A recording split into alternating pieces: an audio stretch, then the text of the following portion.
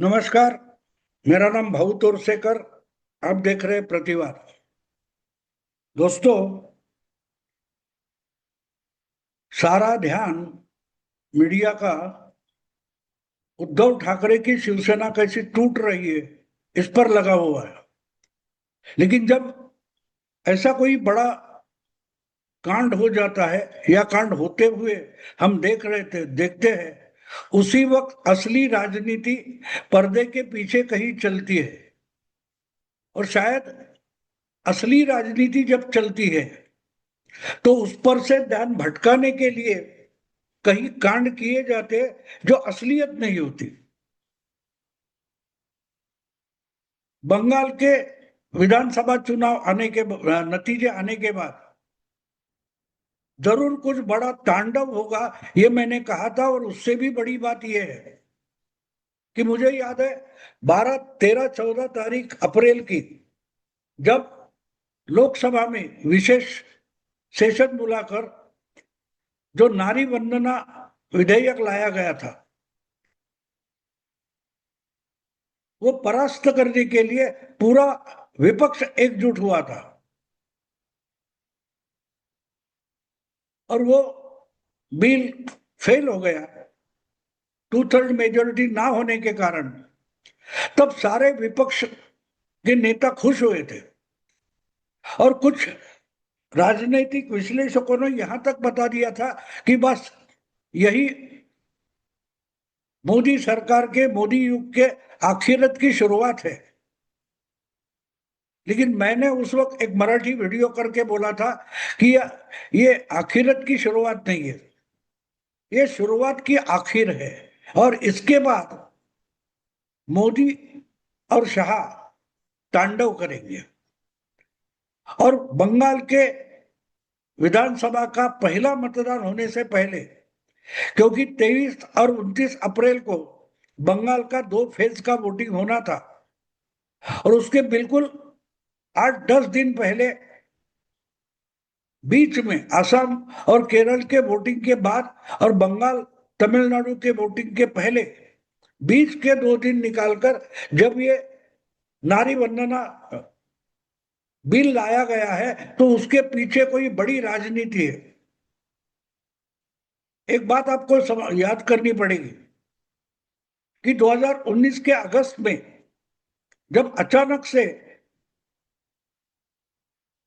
जम्मू कश्मीर राज्य में बड़ी तादाद में आर्मी और बॉर्डर सिक्योरिटी फोर्स को भेजा गया था,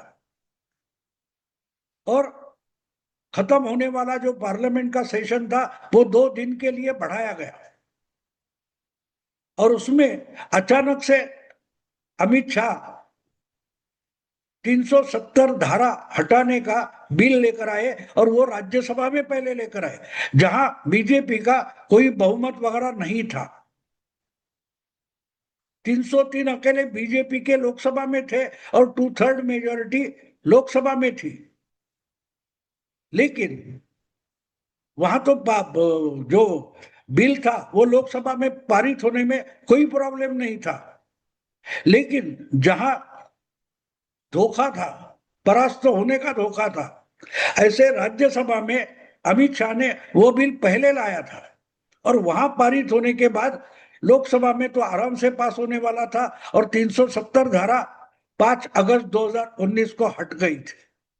ये मैं इसलिए समझा रहा हूं कि बहुमत हो ना हो, बिल पास करके लेना, फ्लोर मैनेजमेंट से पास करके लेना, ये खासियत रही है बीजेपी की और मोदी सरकार की 2014 के बाद। 13 अप्रैल को अगर लोकसभा में ये नारी वंदना विधेयक फेल हो गया, तो वो फेल होने के लिए ही लाया गया था, हारने के लिए ही लाया गया था। ये बात मेरे दिमाग में स्पष्ट थी, इसलिए मैंने उस वक्त वीडियो बनाया था। ये बिल पास करने के लिए लाया नहीं था, ये राजनीति के लिए लाया था, और राजनीति बंगाल और तमिलनाडु के चुनाव में करनी थी। और हुआ वही, जिन 2 बड़े विपक्ष क्षेत्रीय दल के कारण वे विधेयक, ये बिल पारित नहीं हो पाया, वो दोनों 4 मई को परास्त हो गए अपने अपने राज्य में, अपने अपने गढ़ में। ममता दीदी और स्टालिन हार गए। और आज ना ममता दीदी कुछ कर सकती है, ना स्टालिन कुछ कर सकते। स्टालिन ने तो ओपनली मान लिया कि कांग्रेस का साथ हमने छोड़ दिया। ममता दीदी को लगता है कांग्रेस उनको बचाएगी, और ऐसे में बंगाल के चुनाव के नतीजे आने के बाद जो एक तरीके की हिंदुत्व की या बीजेपी की सुनामी शुरू हुई है, उसमें एक के बाद एक बहुत सारे क्षेत्रीय दल डूबते हुए दिखाई दे रहे हैं। अभी तृणमूल का मामला सुलझा नहीं, इतने में महाराष्ट्र में गड़बड़ शुरू है। लेकिन बात महाराष्ट्र की असलियत में नहीं है। मैं मानता हूं कि सबसे बड़ी गड़बड़ देश के सबसे बड़े राज्य उत्तर प्रदेश में होगी। अगर टूट होने वाली है, अगर टूट होने वाली है, तो सबसे बड़ी टूट आने वाले विधानसभा चुनाव के पहले उत्तर प्रदेश के समाजवादी पार्टी में होगी। क्योंकि देश की लोकसभा में कांग्रेस के बाद तीसरे नंबर की पार्टी समाजवादी पार्टी है, जिसके नेता अखिलेश यादव है। और आपको मालूम है, अखिलेश यादव मान रहे कि बस मोदी के बाद उनका ही नंबर है, अब तो स्टालिन और ममता भी चली गई। वैसे भी ममता और स्टालिन से ज्यादा एमपी लोकसभा में अखिलेश के हैं। 2 साल पहले लोकसभा चुनाव में 2 नंबर की पार्टी बनकर अखिलेश की पार्टी उभरी है। लेकिन जो कुछ बंगाल में हुआ, तमिलनाडु में हुआ, उसके बाद ममता की पार्टी में जो 28 लोकसभा एमपी थे, उसमें से 20-22 टूट गए। तो ये बड़ा सिग्नल है कि पब्लिक ओपिनियन, जनता की जो भावना है, जनता की जो अवधारणा है, वो पूरे देश में फैलती जा रही है। और अगर आज ही हिंदुत्व के साथ नहीं जाएंगे, हिंदुत्व के खिलाफ बातें करते रहेंगे, तो हम देखते देखते खत्म हो जाएंगे। ये डर एक एक करके क्षेत्रीय दलों में अपनी जगह बना रहा है। ममता के 20-22 एमपी टूटे हैं, तो अखिलेश के एमपी क्या डरे नहीं है? जिस ढंग से बंगाल में मतदान हुआ, 93% हुआ, और मानो 90% से ज्यादा वोटिंग हिंदुओं का, सिर्फ हिंदुओं का 90% से ज्यादा वोटिंग बीजेपी लेकर गई। इसका मतलब साफ है कि देश का हिंदू अब वोट बैंक बन के काम कर रहा है। आज तक जिस ढंग से मुस्लिम वोटर वोट बैंक बनकर भारत की राजनीति पर अपना वीटो चला रहा था, अब हिंदुत्व का नाम लेकर, हिंदुत्व की वोट बैंक बनाकर हिंदू वोटर, हिंदू समाज देश की राजनीति में अपना वीटो चलाना चाहता है।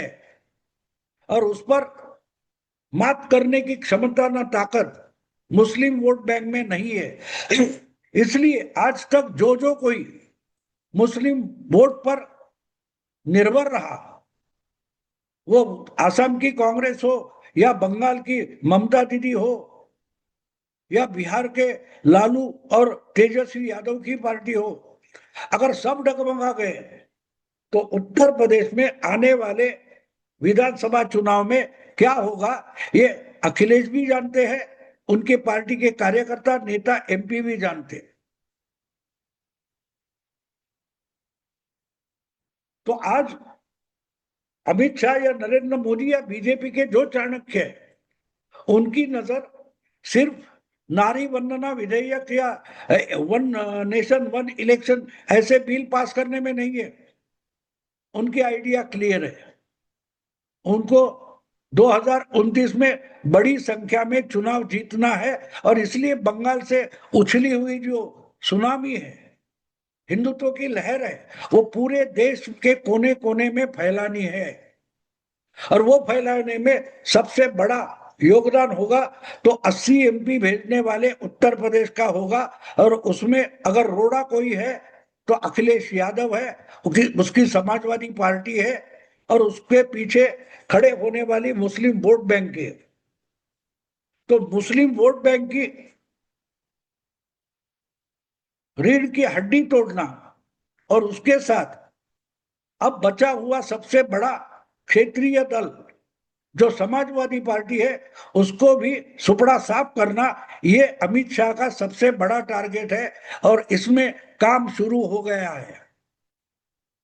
देखते देखते जिस ढंग से ममता दीदी की पार्टी बिखर गई, उसी लाइन पर अखिलेश की समाजवादी पार्टी बिखरती हुई हम बहुत जल्दी देखेंगे। एक चाचा को साथ लेकर और दूसरे चाचा को नॉन प्लस करके अखिलेश ने अपनी पिता की समाजवादी पार्टी 10 साल पहले कब्जा की थी। आपको याद होगा, समाजवादी पार्टी के अखिल भारतीय अध्यक्ष मुलायम सिंह थे, उनको हटाकर अखिलेश यादव पूरी पार्टी पर कब्जा कर बैठे, खुद ही राष्ट्रीय अध्यक्ष बन गए और मुलायम सिंह को मार्गदर्शक मंडल में ढकेल दिया था। अखिलेश के साथ उनके मुलायम के साथ उनके चचे भाई, छोटे भाई शिवलाल यादव रुके रहे, और राम गोपाल यादव अखिलेश के साथ चले गए। तो एक चाचा का हाथ पकड़कर दूसरे चाचा को खत्म करना, ये जो गेम 10 साल पहले अखिलेश ने खेला था, अब वो गेम उल्टा हो रहा है। मुलायम सिंह तो हयात नहीं है, और दो चाचा इकट्ठा होकर अपने भाई की पार्टी भतीजे के हाथ से अपने हाथ लेने के लिए तैयार हो रहे हैं। और इसकी शुरुआत समाजवादी पार्टी के संसदीय गुट से होगी। अखिलेश की पार्टी में 37 एमपी है। जो जानकारी मेरे पास है उसमें कम से कम 20-22 लोगों का गुट है कि जो अखिलेश का साथ छोड़ना चाहता है, अगर उनको अगले चुनाव में चुनकर आने की गारंटी देने वाला कोई मिल जाए। तो अखिलेश को ईडी और सीबीआई में लटकाकर ये पार्टी अखिलेश के हाथ से निकालकर राम गोपाल यादव और शिवलाल यादव को सौंपने का एक डील हो रहा है। दो चाचा मिलकर भतीजे को शहीद करेंगे, और इसमें उनको बीजेपी के चाणक्य मदद करेंगे। ये मेरे पास खबर है, ये मेरे पास खबर है। और इसमें शिवलाल यादव सामने नहीं आएंगे, और राम गोपाल यादव इसमें अमित शाह से कुछ डील कर रहे, ऐसी ये खबर है। और खबर जो है वो मैं मानता हूं कि शायद सच ना हो, अफवाह भी हो, लेकिन एक बात साफ है कि सारे मीडिया की, सारे पॉलिटिकल गलियारे का ध्यान महाराष्ट्र पर टिका हुआ है, लेकिन असली गेम उत्तर प्रदेश में चल रहा है। आने वाले मानसून सेशन के आसपास या उसके बाद या सेशन चलते हुए, यानी उत्तर प्रदेश का विधानसभा चुनाव होने से 3 महीने पहले समाजवादी पार्टी में बहुत बड़ी टूट होगी, और 37 में से कम 25 से ज्यादा एमपी अखिलेश को हटाकर एक नया गुट बनाएंगे। अब वो कौन सी पार्टी में जाएंगे मुझे पता नहीं। बीजेपी में तो बिल्कुल नहीं जाएंगे, क्योंकि बीजेपी किसी को लेने को तैयार ही नहीं है। भले बीजेपी की संख्या बहुमत की नहीं है लोकसभा में, लेकिन फिर भी आज बीजेपी के कार्यकर्ता और नेता और पदाधिकारी मानते हैं कि दूसरी पार्टी से किसी को भी तोड़कर बीजेपी में लाने की जरूरत नहीं है। लेकिन ये टूट तो होगी, और हमने बंगाल में देखा, बंगाल में तृणमूल के टूटने वाले लोग किसी और पार्टी में चले गए। और ऐसी बहुत रजिस्टर और छोटी छोटी पार्टियां हैं जिसमें किसी और पार्टी का विलय पॉसिबल हो सकता है। लेकिन एक बात साफ साफ समझ लो कि विधानसभा चुनाव जो फरवरी मार्च में हो सकता है या शायद जनवरी में हो सकता है, उसमें दिवाली के आसपास, उसके पहले समाजवादी पार्टी में बड़ी टूट होगी। क्योंकि मेरा मानना है कि अखिलेश जैसा नेता और पार्टी अमित शाह बिल्कुल नहीं चाहते। उसके जगह मायावती अगर बड़ी पार्टी बनकर उभरती है तो उसकी पूरी मदद, उसकी पूरी सहायता बीजेपी और अमित शाह करेंगे। और इसलिए बहुत बड़ी टूट जो होने वाली है बंगाल के बाद, वो उत्तर प्रदेश के समाजवादी पार्टी में होगी। आप इंतजार करो। जो जानकारी मेरे पास है उसके तहत राम गोपाल यादव और अमित शाह, इनमें कुछ तो खिचड़ी पक रही है। देखते ये खिचड़ी कब तक पकती है। अभी रुकता हूं। अगर वीडियो पसंद आए तो लाइक कीजिए, शेयर कीजिए और प्रतिवाद को सब्सक्राइब कीजिए। नमस्कार।